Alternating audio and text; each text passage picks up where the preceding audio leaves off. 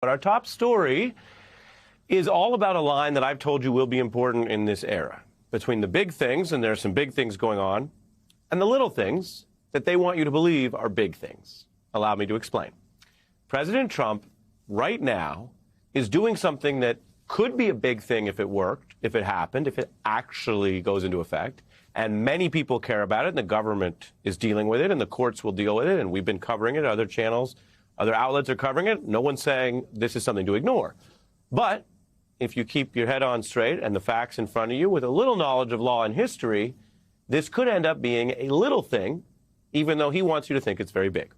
What we're talking about is a path that could lead to another relatively quick legal defeat for Donald Trump. And he had one last week, you remember, on the citizenship issue, an initial court setback, because Donald Trump is doing a lot with these orders. Every president can sign executive orders, but if you sign orders that aren't really in their structure orders, they're more like what a law would be or what the Constitution would be. Calling it an order doesn't mean you override existing laws or the Constitution. Even if you haven't brushed up on civics in a while, you probably remember that. And so Donald Trump right now is doing something where we already have a Constitution and a lot of legal precedent that says this is Congress's power, not his. So before I get into the weeds of it, just keep that in mind. We're talking about something that is a government power, but it's Congress's power, which is spending, not the president's power. So Donald Trump has said he wants to just freeze something that involves spending, all the federal grants. So Washington Post, right, it's news. I'm not saying we would ignore it. It's actually, if he got away with it, it would be a huge thing. But this is a plan. This is an order where the White House wants to pause federal grants. You could see the headline ending with confusion because Congress, once it grants and authorizes money, that doesn't just get pulled by the White House. Now, the White House, under Trump, says they want to align federal spending with presidential priorities, meaning they might want to reverse or seize money that Congress, under law, and a previous president already signed. And that's not how it works. You don't usually get to do that. Maybe some rare exceptions, but you don't usually get to do that. I also want to tell you, in fairness to Donald Trump and his legal team, the same plan, the written plan, includes a statement that they want to do it within practicable law. So they're saying a plan that goes beyond the law, and then a smart lawyer put in there within the law. And then we're going to battle it out. In the meantime, though, when one branch of government just announces it's going to take all the spending power, which could amount to a lot of money, from the other branch of government against the Constitution, well, that kind of thing does spark immediate, far-reaching, and sometimes even ferocious responses. This decision is lawless, dangerous, destructive, cruel. It's illegal. It's unconstitutional. This president has exceeded his authority. He has violated the Constitution. The chaos that this is creating is horrendous.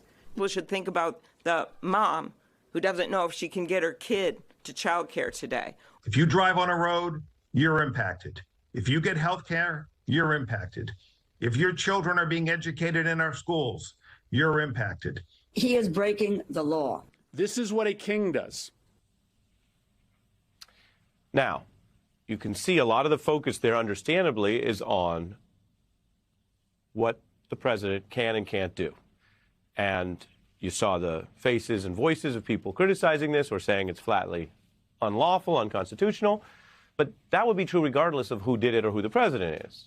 Here in the news, our job would be to tell you if any president, if you had a very liberal president that said they were just going to seize all the money for liberal priorities, maybe redirect it to climate change without getting climate change funding from the Congress, I would tell you they can't do that traditionally. And people could debate it. That's what's happening here. Now, this order is very broadly written. As I mentioned, it sort of has this extra caveat language, within the law. But what it does is break constitutional law. The impact, though, could be huge. You might say, okay, we're talking what, millions, billions?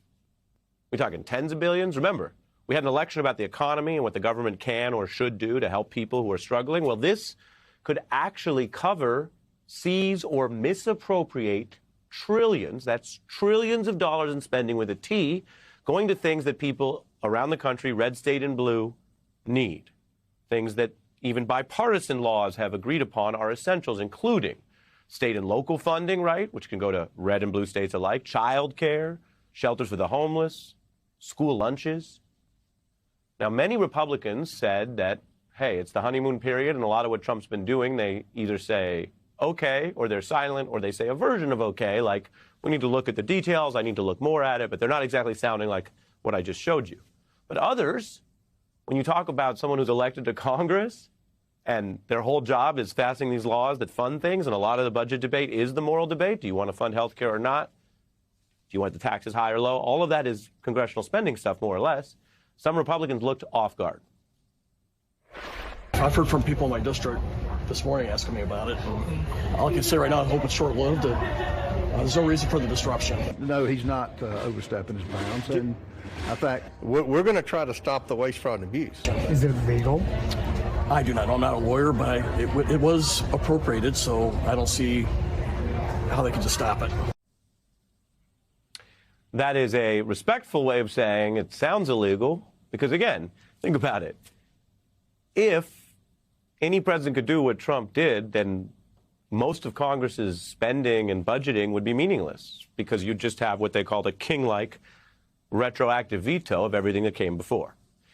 And there are real-world consequences, because some of this has not been done well. I'm not saying that as an opinion.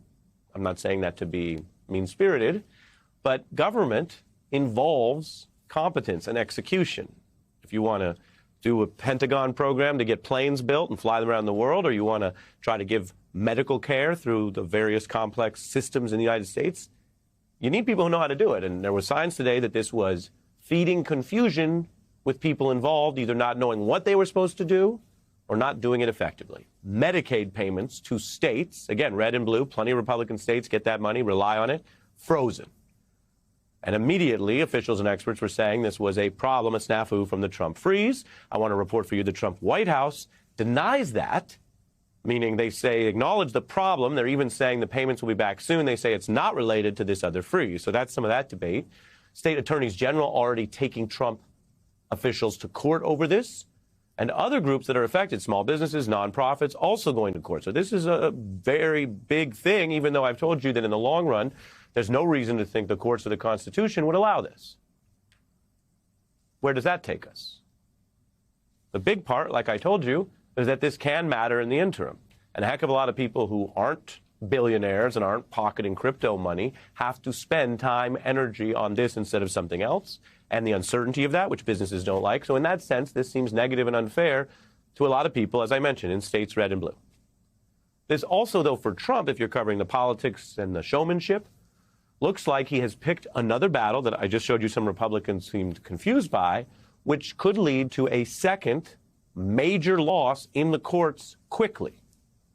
Remember, it was just last week, his first week in office, where another mechanism that was executive only, he didn't go to the Congress, he didn't compromise, but he announced that he wanted to change the citizenship clause in the Constitution's 14th Amendment, was shot down by Thursday in court. That process will play out. It'll take longer, but it was quite the setback. This could see the same result. And that judge, a Ronald Reagan appointee, called that order blatantly unconstitutional. This is all happening now, so we don't have any final ruling on what they're trying to do to seize the congressional spending power. But late today, going into the basically 6 p.m. hour in Washington, just moments ago, a federal judge indicated they're at least going to delay the start of this new claimed spending order at least until Monday. And then again, lower courts and perhaps ultimately the Supreme Court will have to decide, are they going to let this president rewrite the Constitution itself? Congress, in both parties, certainly would not like the idea of having some random politician seize 200-plus years of the spending power precedent. So, big and little. The stakes are big. The results in the short term are big for, as I said, people affected. But the president, the outcome, the result for his administration, could be making him look very little. He's drawing attention to one of the powers that the Constitution in writing very clearly gives to Congress. He's drawing attention to his powerlessness, to his supporting role in that issue. And again, that's not a criticism. It's not specific to this president. All presidents deal with the Congress in this way. That's why when you see those signing ceremonies and the budget debates and the debt ceiling debates, we had one of those in December, remember? It always involves Congress. Most people know that. Is this smart strategy? Is it flooding the zone? Or is it a mix of things where someone who has gotten in the habit of telling everyone he never wants to hear no, thus has to be told no in public, in court, smacked down like he was Thursday, rather than doing a more orderly style of governing?